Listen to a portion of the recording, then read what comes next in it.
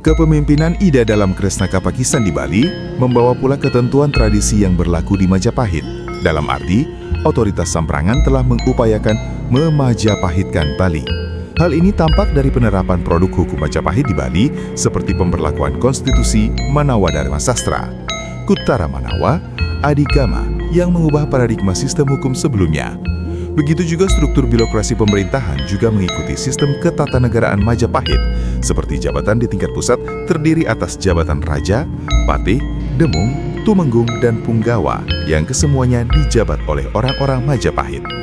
Adapun di tingkat desa muncul jabatan Paset sebagai pelaksana pemerintahan dalam penerapan hukum kerajaan, dan Bandesa bertugas mengelola penyelenggaraan upacara keagamaan di desa-desa Pakraman. Penerapan sistem ketatanegaraan Majapahit di Bali tersebut mengindikasikan sebagai garis kebijakan otoritas Samprangan dalam memajapahitkan Bali, termasuk dalam tata ruang pembangunan keraton Samprangan yang mengikuti tradisi di Majapahit, berikut tempat-tempat ibadah yang menghulu ke gunung dan berstatus sebagai pura kerajaan. Para menteri, Arya yang bersama Sri Aji dalam Kresna Kapakisan dari Majapahit ditempatkan di berbagai tempat yang strategis oleh Mahapati Gajah Mada.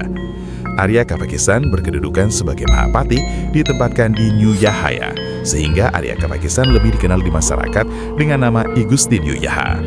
Adapun para menteri yang lain seperti Arya Kutawaringin ditempatkan di Gelgel, Arya Kencang di Tabanan, Arya Belok atau Tanwikan di Kaba, Arya Dalancang di Kapal, Arya Blentong di Pacung, Arya Sentong di Carangsari, Arya Kenuruhan di Tangkas, Krian Punta di Mambal, Arya Jerudeh di Tamukti, Krian Tumenggung di Partemon, Arya Dembung Wangbang Kediri di Ketelanu, Arya Sura Wangbang Lasem di Sukahet, Arya Mela Cengkrong di Jembrana, Arya Pemacakan di Bondalem, Arya Gajapara dan Arya Getas di Toyanyar, dan Arya Wangbang Mataram tidak menetap di suatu tempat dan boleh di mana-mana.